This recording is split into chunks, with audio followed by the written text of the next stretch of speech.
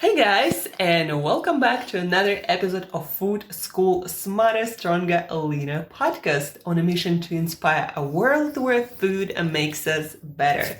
Guys, today we are continuing our conversation about habits, how to build habits that we want to stick with and how to break habits that don't longer serve us.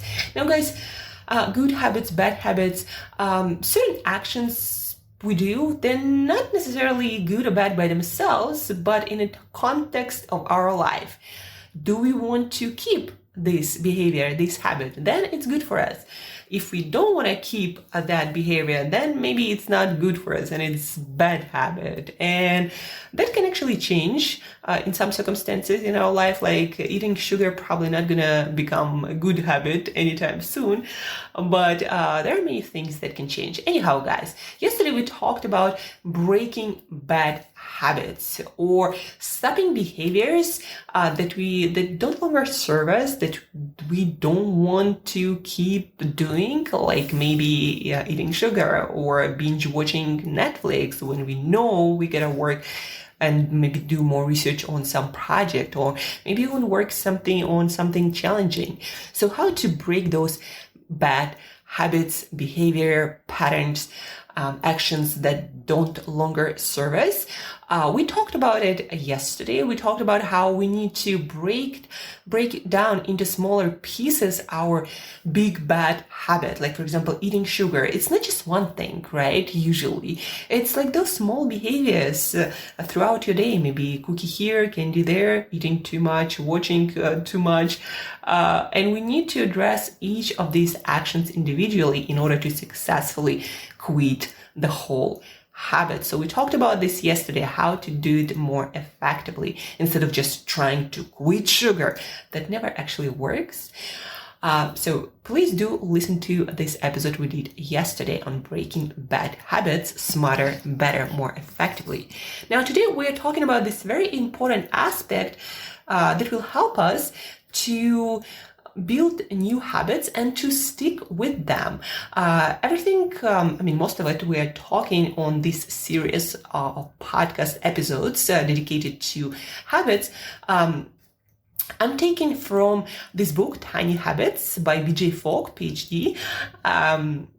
Small things that make big changes or produce big changes, something like that. The subtitle, but the book name is Tiny Habits. Look it up. Really fascinating book. If you are interested in learning for life, this skill, mastering this skill, how to create habits you want and keep them as long as you need them, and break bad habits without no problem, maybe with some challenges, but ultimately succeeding. So today we are talking about another concept from the book, and it's all about how to make those behaviors that we want to start or keep stick with us. Today specifically, we are talking about a tool that will help us to solidify those new habits by helping our brain to release dopamine. And dopamine is one of those neurotransmitters or chemicals or substances that our brain likes. When we get dopamine, it's like pleasure. We are getting some satisfaction. And whatever we are pleased with, delighted with, we get satisfaction from, usually we keep on doing. That's how our brain is wired. And our brain doesn't really differentiate between what serves us in short and long term and what doesn't. It's just whatever is pleasurable to us, dopamine is released, and we're gonna keep on doing that most probably, unless we address the issue of bad habits or behaviors that we don't want to do. So what is this magic tool, guys? Let's just jump right into it. It's celebrating our victories, celebrating each time we do this new behavior. Even though we might start small and tiny, maybe doing one push-up when we are trying to improve our fitness, we still need to start celebrating, genuinely celebrating each victory, each compliance, each action in order to release dopamine in order to help our brain to keep reminding us to do that behavior automatically on autopilot, so you don't use any willpower to actually do this behavior. But there are a few things that we need to keep in mind celebrating that. You might have heard about this concept of celebrating your victories, but you might not know that every time we celebrate something, we get satisfaction, pleasure, joy from something. Dopamine is released, and our brain is becoming more and more wired to continue to repeat that behavior that happens almost at the exact moment or really close to it, like maybe second or something, like really tiny window of time that happens at the same time, so that we remember and we usually will repeat again. So first thing is celebration gotta be really fast. Like it's gotta be at the moment when you just finished your action. So for example, let's get into details. Right now in my life, I'm trying to build this habit, napping. So napping on a regular basis. For me, the best time is usually between 12, 1 p.m. because I wake up really early, like 4:30. And so by 12 p.m., it's about like 7.5 hours of my day. And I'm kind of feeling that my brain, I do a lot of work usually in the morning, creative and mental, and I work with my clients. Usually a lot of that is happening in the morning. I work on my content, so a lot of things. And so by 1 p.m., I am feeling that my brain needs a break. I feel like I'm a little bit less focused. I'm not getting pleasure as I usually do from learning, from studying, from improving. So my brain starts to check social media or trigger me to check social media or do something that is completely unrelated to anything I'm trying to accomplish or do, or something that I love doing. So my brain starts going all over the place. That's when I know I need to take a break. And so one of the best breaks to increase productivity, focus, to start again learning better and faster, to solidify what you learned in the first part of the day. So one of the things to improve our productivity, our energy levels for the second part of the day is to nap. Because that helps our brain to actually transfer knowledge from the short-term memory to long-term memory, and it just also helps our brain to kind of restart, I guess, as computer would. We need to restart sometimes our computers so they work smoother. The same kind of happens to our brain. And so I'm right now building this habit, napping. And usually I'm just, or there is one more thing, or there is one more email I gotta check, or there is one more thing I need to add to the program of my new client, or I need to read this piece of research to get better job, with this client, or I need to prepare for the calls later this afternoon with my clients, or some work projects. And so my brain is just still being that active and wired for action, even though it starts being defocused, distracted, and not that efficient, but it's still very active. So I'm having troubles actually stopping myself and taking a nap. And also, a lot of times I would hear voices in my head like, you don't have time for that, you need to do this and that. So basically napping would kind of fall aside. But then by like 4 or 5, I'm really not able to do any high quality work that requires focus and attention and maybe creativity. Naps solve this problem for me, but again, I've been failing doing it consistently because of that other aspect that I always gotta do something. So I'm using this reward method. Plus, now every time I created this recipe that we also talked about, I usually work out somewhere around 11. That I found to be a really great time for me to take a break. So I do work out every day. And now I decided, okay, after each workout, I'm going to take a shower, and that's going to happen around 12 p.m. And then I'm going to take a 20-minute nap. And even if I don't sleep, I'm just going to set my timer, my alarm clock for 20 minutes, and I'm going to be staying in bed trying not to think of anything and just being there. If I nap, I nap. If I don't, I don't. It's all about building the routine and not about results first. And I started also using this tool, celebrating victories every time I do that. So it's December 4th, and 3 days I've been successfully going to bed on time after my workout and after taking a shower. And then I would wake up, or, if I couldn't fall asleep, I would just get up and I would say something like, yeah, or I did it, maybe to myself, sometimes aloud, and say, yeah, cool, like kind of celebrating with myself that I did that I said I'm going to do it and I did that. And it's third time and I'm getting more and more into that. Like, yeah. So that's what you do. You got to be genuine about it.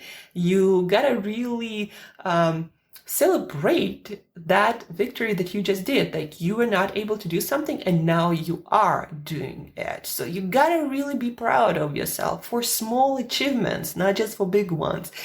And then you can celebrate it in any way that feels natural to you.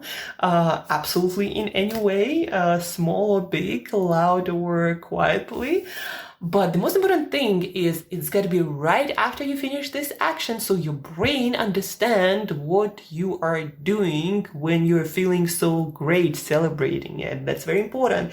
It's not like you work out for a week and then at the end of the week you allow yourself a spa day. No, that's not going to work because that reward mechanism only works right there at the moment. So right after you finish this action, you need to celebrate it emotionally.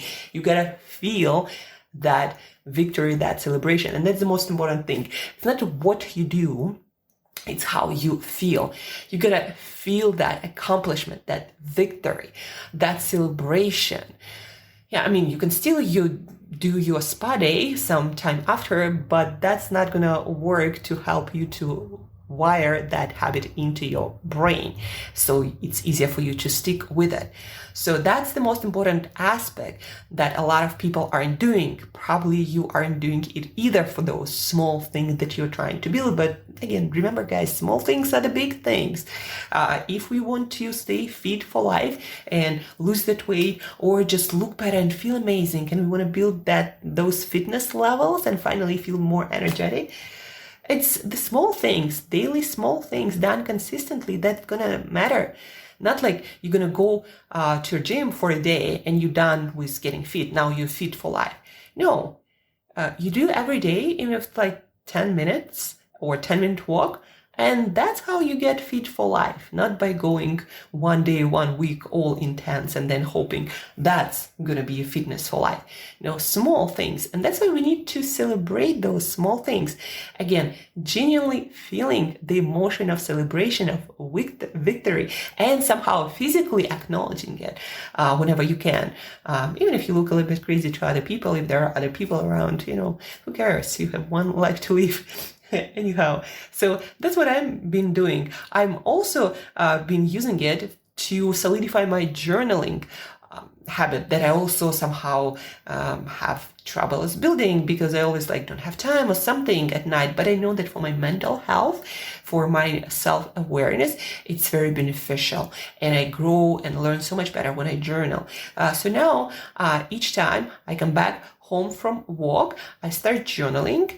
And I also celebrate it. I'm like, put a smiley face and I say, I might tap myself on the shoulder and say, well, cool, Angela, you did it again.